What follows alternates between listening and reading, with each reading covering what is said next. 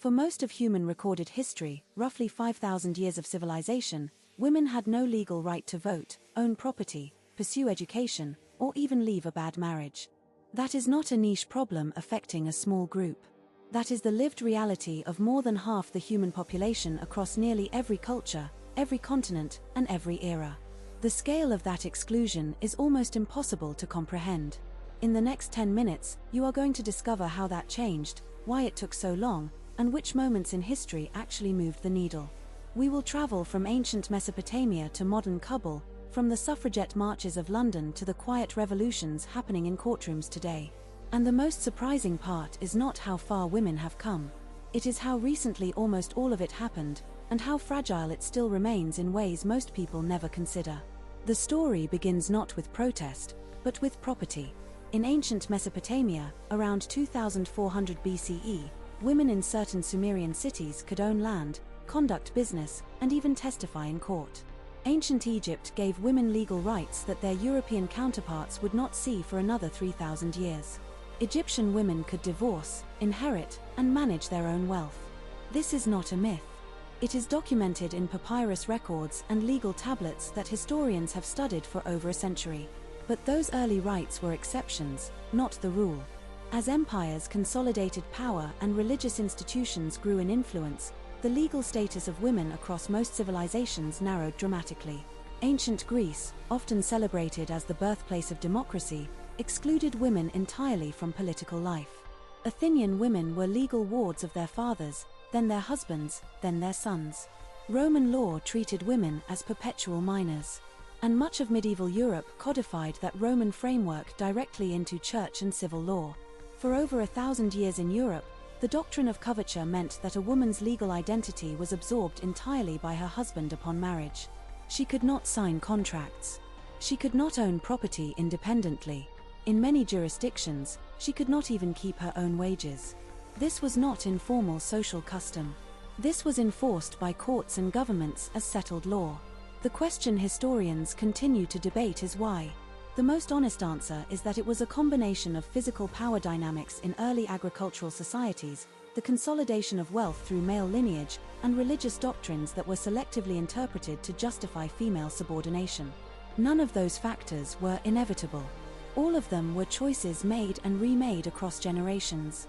The first organized push for women's rights as a political movement emerged in the 19th century.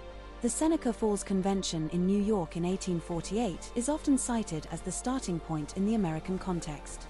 Elizabeth Cady Stanton and Lucretia Mott organized a gathering of roughly 300 people that produced the Declaration of Sentiments, a document that deliberately echoed the language of the Declaration of Independence to argue that women deserved equal rights under the law. That document listed 18 specific grievances. Most of them would not be legally addressed for another 100 years. In Britain, the suffragette movement under Emmeline Pankhurst took a more confrontational approach. By the early 20th century, women were chaining themselves to railings, going on hunger strikes in prison, and disrupting parliamentary proceedings. Emily Wilding Davison died at the Epsom Derby in 1913 after stepping in front of the King's horse in an act of protest that shocked the world. British women over 30 were finally granted the vote in 1918. Full equal suffrage came in 1928. That is 80 years after Seneca Falls. New Zealand was actually the first country to grant women the right to vote in national elections, doing so in 1893. Australia followed in 1902. Finland in 1906. The United States passed the 19th Amendment in 1920. France did not grant women the vote until 1944. Switzerland, despite its reputation for progressive governance, did not give women federal voting rights until 1971.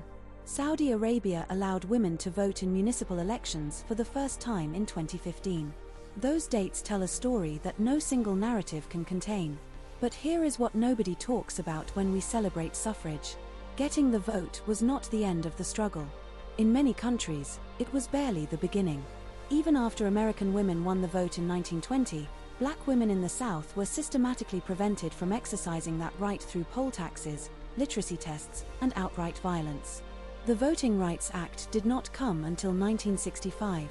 That means the full promise of the 19th Amendment took 45 additional years to even approach reality for millions of women.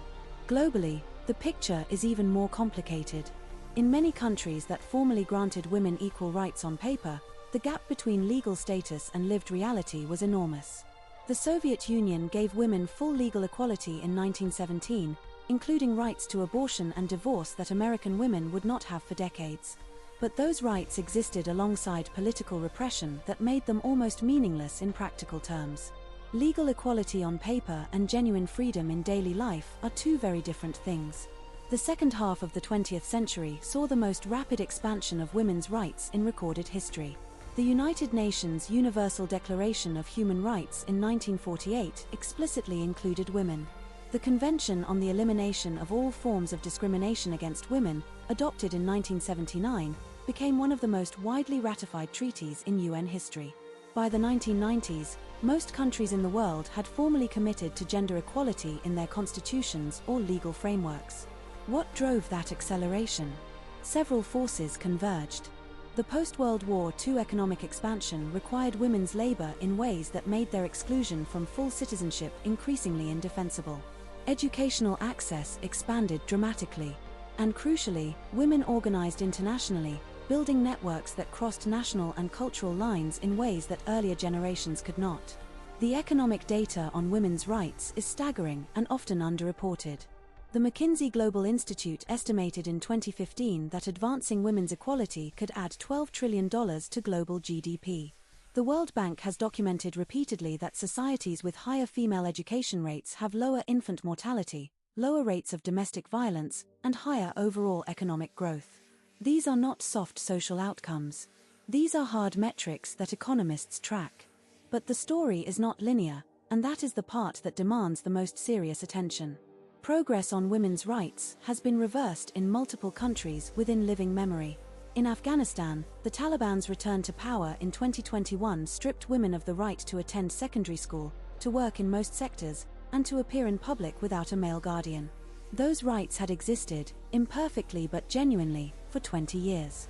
They were eliminated in weeks. In Iran, women who have protested mandatory dress codes have faced imprisonment and execution. In parts of sub-Saharan Africa, legal protections for women exist alongside deeply entrenched customary practices that courts are reluctant to challenge.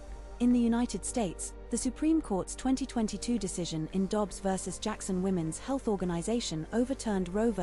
Wade, removing a federally recognized right to abortion that had stood for nearly 50 years.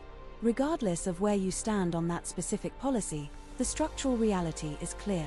Rights that are not embedded deeply in law and culture can be taken away. The historian Gerda Lerner, who spent her career documenting the history of women's exclusion from power, argued that the subordination of women was not a natural condition but a historical development that required constant active maintenance. The moment societies stopped actively maintaining it, it began to erode. That framework explains both the remarkable progress of the last century and the persistent vulnerability of that progress today. What the full sweep of this history makes clear is that rights are not gifts. They are not inevitable products of moral progress. They are outcomes of specific struggles, specific alliances, specific moments when enough pressure was applied to enough leverage points to shift what the law said and what culture permitted. Every date on this timeline represents thousands of people who fought for it, many of whom did not live to see the result. The work is unfinished. Before you go, if you learned something valuable today, hit that like button right now. Subscribe to History Vault YT for a brand new video every single day. We will see you in the next one.